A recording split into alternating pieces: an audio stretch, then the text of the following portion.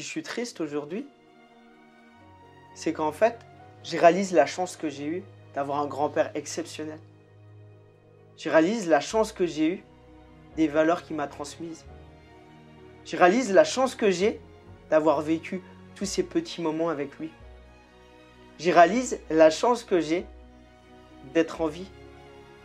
Et pour l'honorer, qu'est-ce que je vais faire? Je vais profiter encore plus des petits moments de la vie. Et essayer d'aider le plus de personnes possible.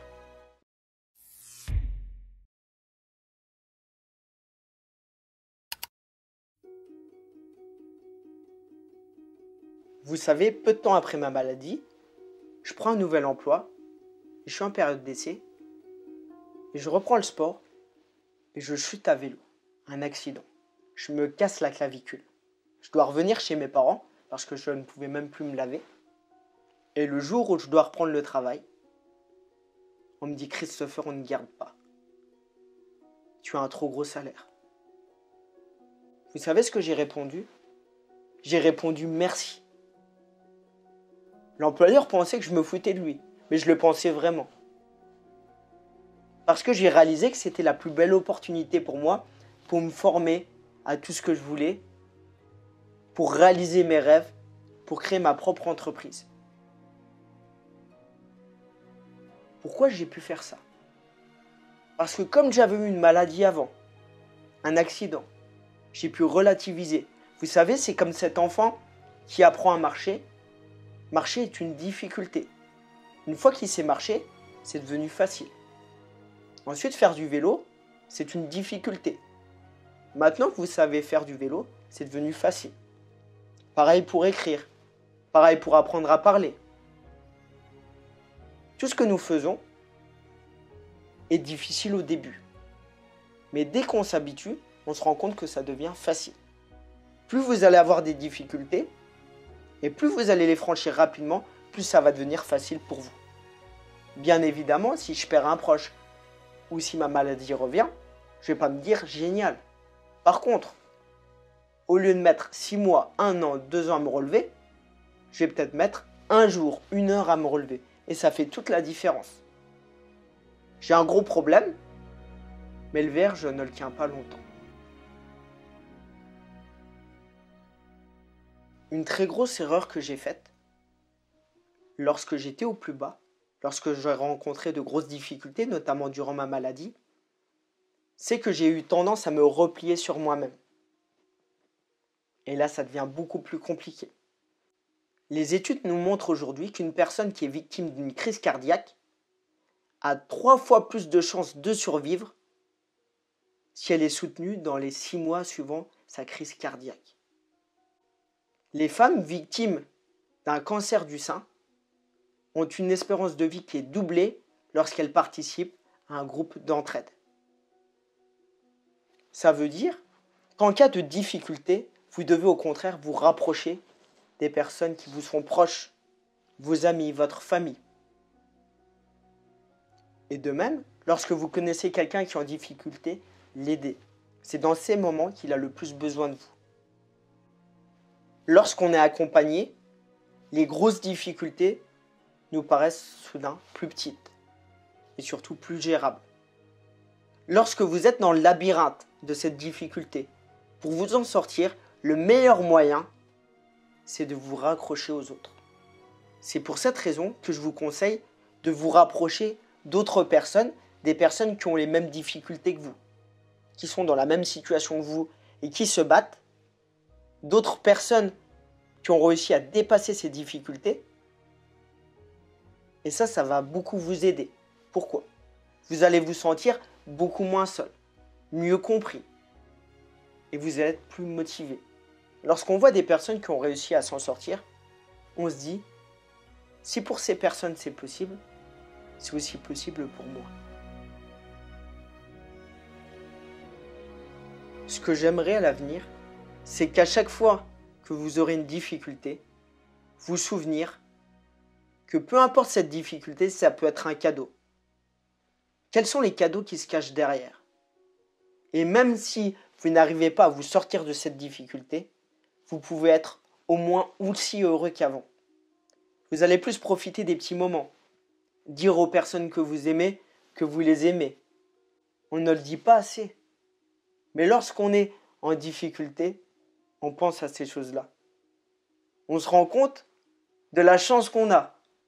Pour nous, avoir des yeux, deux mains, des jambes, avoir de l'électricité, ça paraît des choses anodines, des choses normales. Mais ce sont des choses précieuses. Et la vie, parfois, nous le rappelle, en nous mettant sur notre chemin des difficultés. Lorsque vous aurez une difficulté, cette difficulté ne sera jamais trop grosse. C'est vous qui êtes trop petit, mais vous pouvez grandir. Vous n'êtes pas une victime, vous êtes l'acteur. Vous reprenez les manettes.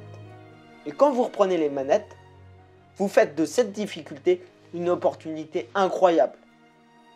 J'ai croisé des dizaines de personnes qui avaient une maladie, qui ont encore une maladie et qui m'ont dit c'est la meilleure chose qui me soit arrivée. Des personnes qui ont divorcé, qui étaient déprimées et qui me disent aujourd'hui que c'est la meilleure chose qui leur soit arrivée. Des personnes qui ont fait faillite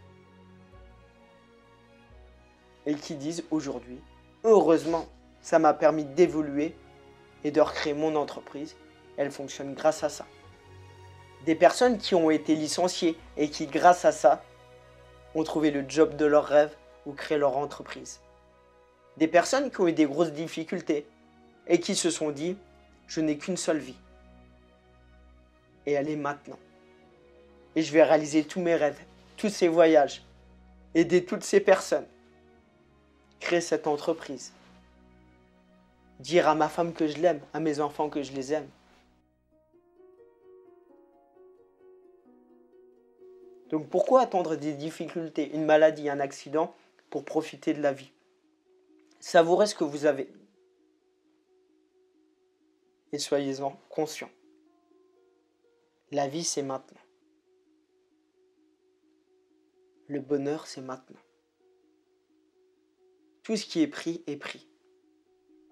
Et toute difficulté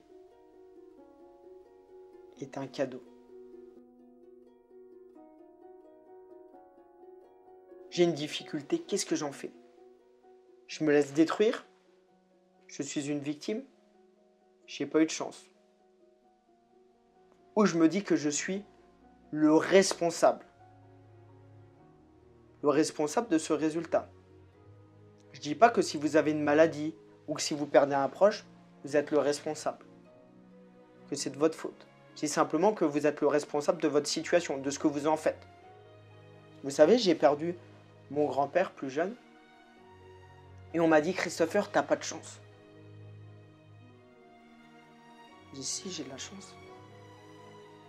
Si je suis triste aujourd'hui, c'est qu'en fait, je réalise la chance que j'ai eue d'avoir un grand-père exceptionnel. Je réalise la chance que j'ai eue des valeurs qu'il m'a transmises. Je réalise la chance que j'ai d'avoir vécu tous ces petits moments avec lui. Je réalise la chance que j'ai d'être en vie. Et pour l'honorer, qu'est-ce que je vais faire? Je vais profiter encore plus des petits moments de la vie. Et essayer d'aider le plus de personnes possible. J'aurais pu me dire, je n'ai pas de chance. J'ai perdu quelqu'un que j'aimais.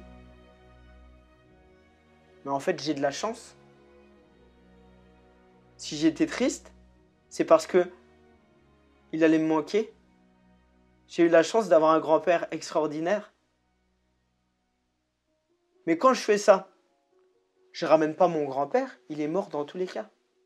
Par contre, quand je fais ça, ma vie est beaucoup mieux.